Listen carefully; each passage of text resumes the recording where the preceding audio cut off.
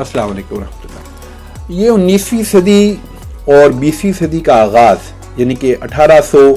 آپ یہ سمجھیں 40-50 کے بعد سے لے کر 1910 یا 20 تک کا جو ایریا ہے، جو وقت ہے، یہ جو زمانہ ہے، یہ برطانیہ کی پوری دنیا میں ایک بہت بڑی سلطنت کا زمانہ تھا، جو اسے پہلے سے بننا شروع ہو گئی تھی مگر یہ عروج پر تھی۔ اور کہتے ہیں کہ برطانیہ کی اتنی بڑی سلطنت تھی 18ویں سے 17ویں اور 18ویں اور 19ویں صدی میں کہ اس کے اوپر سورج غروب نہیں تھا ہوتا۔ لیکن پھر کیا ہوا، 1918 میں اور 1919 میں برطانیہ میں ایک بہت بڑی وبا آئی، اور اسپینش فلو کی وبا آئی، اور اس کے بعد دوسری جنگ عظیم، پہلے فرسٹ ورلڈ وار تھی، پھر دوسری جنگ عظیم شروع ہوئی، اور دوسری جنگ عظیم جب 1945 میں ختم ہوئی، اگرچہ دوسری جنگ عظیم میں برطانیہ اور ان کے اتحادی جیتے، لیکن اس دوسری جنگ عظیم نے معاشی طور پر برطانیہ کو بہت امپیکٹ کیا،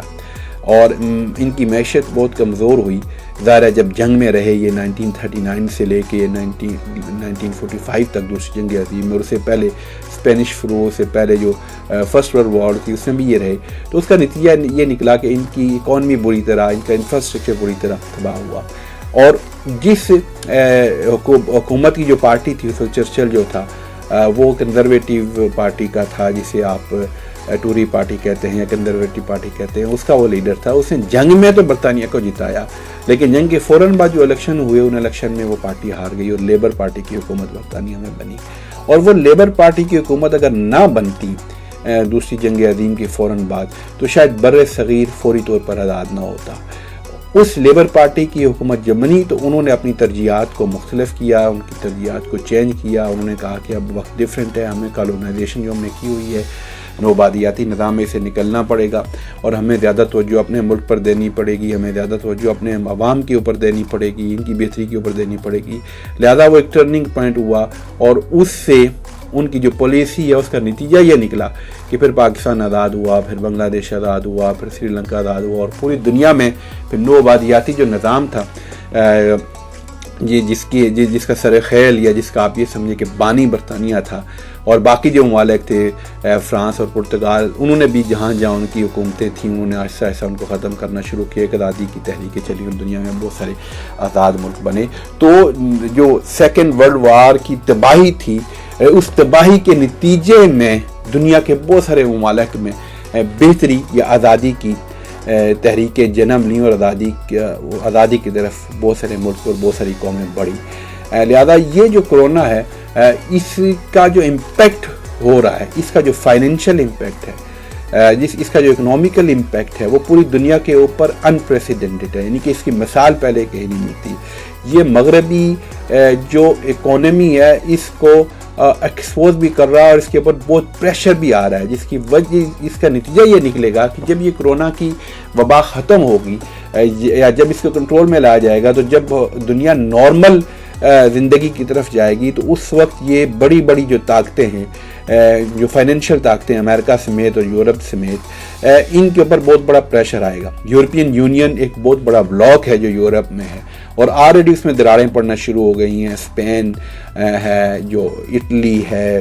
جو چھوٹے ملک ہیں، آلریڈی وہاں یہ باتیں ہونا شروع ہو گئی ہیں کہ ہماری وہ مدد نہیں کی، جاپان ہماری مدد نہیں کی، جرمنی نے اور فرانس نے اور یورپین یونین نے ایز اے ہول جو کرنی چاہیے تھی۔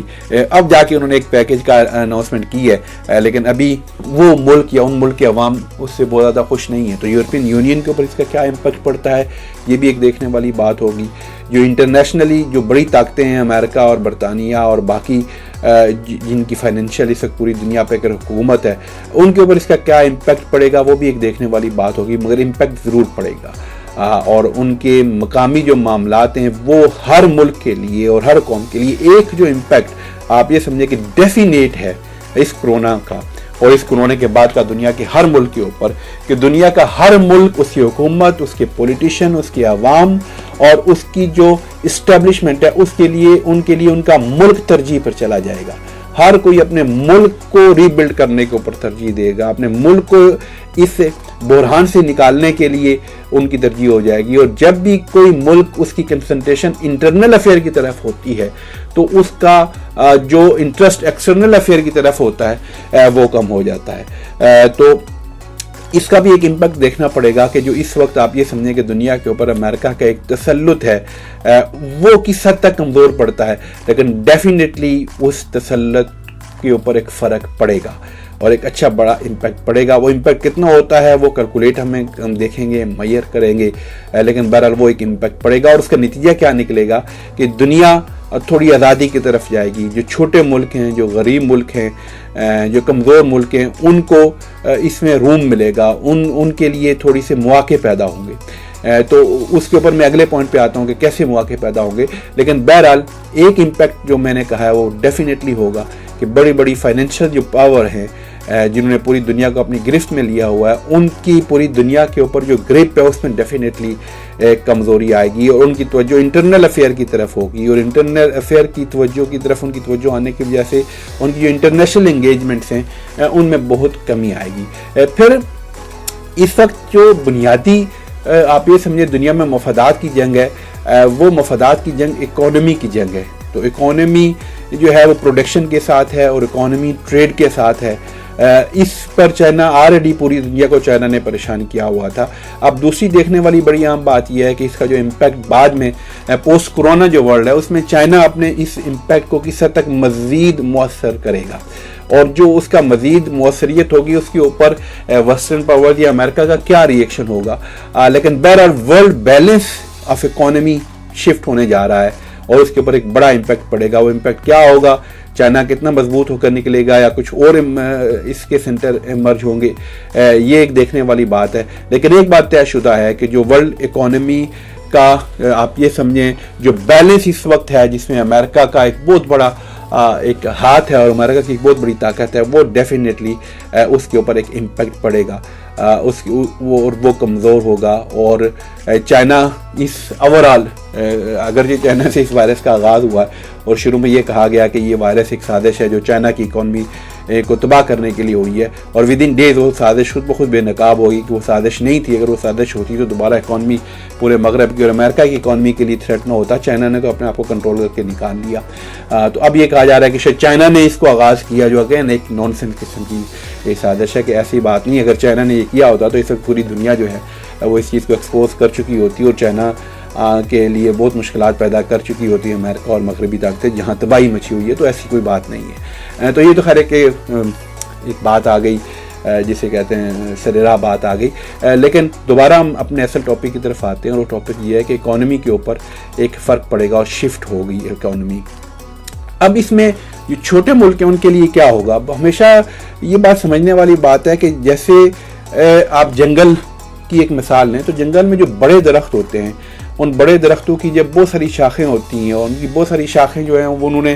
آپ یہ سمجھے کہ پھیلایا ہوتا ہے، تو نیچے جو چھوٹے پودے ہوتے ہیں وہ اگر اگتے بھی ہیں تو بڑے نہیں ہو پاتے، چونکہ ان تک روشنی نہیں پہنچتی، ان تک آکسیجن نہیں پہنچتی، اور جو پودے اگتے ہیں پودوں کے بڑا ہونے کے لیے اوپر سے سورج کی روشنی کا ان تک پہنچنا ضروری ہوتا ہے اکثر پودوں کے لیے، اور وہ سورج کی روشنی کی وجہ سے ان کی ڈائریکشن بھی سورج کی روشنی کی طرف ہوتی ہے۔ یہ ایک سائنٹیفک ایک فیکٹ ہے، اس کی ڈیٹیل میں ہم نہیں جاتے، لیکن مثال میں اس لیے دے رہا ہوں کہ جو بڑے پودے ہوتے ہیں ان بڑے پودوں کے سائے میں چھوٹے پودے ان کے لیے اگنا اور بڑا ہونا مشکل ہو جاتا ہے، کیونکہ ان کو ضروری آکسیجن اور روشنی نہیں مل رہی ہوتی۔ یہی حال دنیا میں بڑی اکانومیز کا ہوتا ہے، بڑے مؤثر ملکوں کا ہوتا ہے کہ جب بڑے بڑے مؤثر ملک ہوتے ہیں ان کا اثر بڑا ہوتا ہے، تو اس کی وجہ سے چھوٹے جو ملک ہوتے ہیں ان کی ڈیولپمنٹ میں ان کا نیگیٹو اثر ہو ڈالتے ہیں۔ لیکن اگر ان بڑے پودوں کی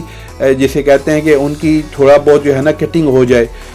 ان کی قطع و برید ہوتی رہے، ان کی کسی نہ ان کی شاخوں کو تھوڑا کاٹا جاتا رہے، اور اگر ان کا جو پھیلاؤ ہے وہ کم ہو تو اس کا نتیجہ چھوٹے پودوں کے اوپر پڑتا ہے کہ جو چھوٹے پودے ہوتے ہیں ان کو بڑھنے کا موقع ملتا ہے، کیونکہ چھوٹے جو ممالک ہوتے ہیں ان کو بہت سارے ایسے ممالک ہوتے ہیں who have nothing to lose۔ دیکھیں پاکستان میں اس کا نیگیٹو امپیکٹ پڑ رہا ہے، نیگیٹو امپیکٹ یہ پڑ رہا ہے کہ جو بیچارے مزدور ہیں، دیہڑی دار ہیں، ان کے اوپر اس کا امپیکٹ پڑ رہا ہے، ان کا کام رکا ہوا ہے، لیکن ان کا کام یہی ہے کہ اگر 1 یا 2 مہینے یا 3 مہینے اگر ایک دیہڑی دار کام نہیں کر سکے گا تو 3 مہینے اس کا اتنا ہی نقصان ہوگا جو اس کی دیہڑی کے حساب سے نقصان ہے، جو اس کی ڈیلی ویجز کا جو نقصان ہے وہ اتنی اس کا نقصان ہوگا، جو کہ پاکستان کو اتنی بڑی پروڈکشن بیس اکانومی نہیں ہے، یا اتنی بڑی ہماری کوئی تجارتی बहुत बड़ा हमारा नहीं है कि हम कुछ चीज़ें बनाकर पूरी दुनिया में बेचते हैं कि इंडस्ट्री है और वो इंडस्ट्री बंद होने से हमारी इकॉनमी तबाह हो जाएगी। हमारी ज़री इकॉनमी है और ज़री जो इकॉनमी है उसके ऊपर को बहुत ज़्यादा इम्पैक्ट इसका वैसे नहीं पड़ेगा, जो कि कोरोना का इम्पैक्ट जो है इंसानों के ऊपर है, वो फसलों के ऊपर नहीं है। और फसलें जो हैं वो अगर ये 3-4 महीने लॉकडाउन भी होता है तो फसलों पे काम करने वाले भी मुतासर नहीं हो रहे, उनका बाहर जाना भी उसके ऊपर भी असर नहीं हो रहा, तो वो अपना काम लगा रहेगा। तो मेरा कहने का मकसद ये है कि हम जैसा जो मुल्क है उसका इम्पैक्ट होगा, लेकिन वो इम्पैक्ट जिन जिन एवेन्यूज़ के ऊपर कोरोना का बहुत नेगेटिव इम्पैक्ट हो रहा है वो हमारे यहाँ है ही नहीं। तो we have not that much to lose जितना बाकी लोगों को ने से लॉस होना है। तो इसका यकीनन एक नतीजा ये निकलेगा कि जो छोटे ममालिक हैं उनके लिए कुछ इसमें अपॉर्चुनिटीज़ निकलेंगी, उनके लिए एवेन्यूज़ निकलेंगे और वो अपने आप को बेहतर जिसे कहते हैं कि डायरेक्शन में अपने आप को आगे बेहतर डायरेक्शन में आगे बढ़ने के लिए मुख्तलिफ एवेन्यूज़ के बारे में गौर व फिक्र कर सकते हैं, उधर चल सकते हैं। तो ये बड़े ममालिक का जो असर कम होगा उसके नतीजे में छोटे ममालिक को डेवलप होने में या अपने आप को आगे बढ़ाने में काफ़ी हद तक जिसे कहते हैं वो मौके मिलेंगे। और जब बड़े ममालिक हैं, जब उनकी एक्सटर्नल जो इंटरेस्ट कम होंगे और बाहर पूरी दुनिया में जो वो मुख्तलिफ मामलात के ऊपर अपने वसाइल ख़र्च करते हैं इन्फ्लुएंस करने के लिए, जब वो इन्फ्लुएंस नहीं होगा, मिसाल के तौर पे कि उनकी इंटरेस्ट होती है कि पाकिस्तान में जो हुकूमत हो वो अगर ये कहा जाता है कि उनकी मर्ज़ी की हो, तो अब उनको इस तरफ इंटरेस्ट कम होगा तो पाकिस्तान में फिर पाकिस्तान के अवाम की नुमाइंदा हुकूमत बनने के इम्कानात बढ़ सकते हैं हकीकी मानों में। एक मिसाल मैं आपको दे रहा हूँ। इसी तरह अगर उनका इंटरेस्ट अफ़गानिस्तान में या सीरिया में या बाकी ममालिक में जहाँ कत्ल व गारतगरी हो रही है, तबाही हो रही है, लोग मर रहे हैं यमन में, तो डेफिनेटली जो बड़ी ताकतें उनका वहाँ तवज्जो कम होगी और इस तरह वहाँ जो जंग व जदाल की सी कैफियत है उसमें काफ़ी कमी आने का इम्कान होगा और उसका नतीजा ये निकलेगा कि वो मुल्क जो तबाही का शिकार है उस तबाही से शायद निकल सके। तो बहरहाल मैंने एक मुख्तलिफ जो इम्कानात हैं बताएं, लेकिन इस बात के ऊपर मैं बड़ा यकीन हूँ और पुर उम्मीद हूँ कि इस कोरोना के जो इम्पैक्ट होगा पोस्ट कोरोना जो वर्ल्ड होगी वो डिफरेंट होगी, उसमें ताकत के मराकज़ तब्दील होंगे, उसमें बड़ी ताकतों का असर कम होगा और उसमें जो छोटे ममालिक हैं उनके लिए डेवलपमेंट का और आगे बढ़ने के इम्कानात पहले से ज़्यादा होंगे। देखते हैं हम भी और आप भी कि ये कोरोना कब इसको कंट्रोल किया जाता है और इसके बाद दुनिया जो नई दुनिया आती है वो दुनिया कैसी होती है। हमारी दुआ और उम्मीद है कि वो दुनिया गरीब के लिए, कमज़ोर के लिए अच्छी हो और उस दुनिया में जो मुतवस्सत तबका है पूरी दुनिया में इंसानियत का, उसके लिए बेहतरी की मज़ीद अपॉर्चुनिटीज़ अल्लाह तबारक व तआला पैदा फरमाए। बहुत शुक्रिया। अस्सलाम वालेकुम व रहमतुल्लाहि व बरकातहू।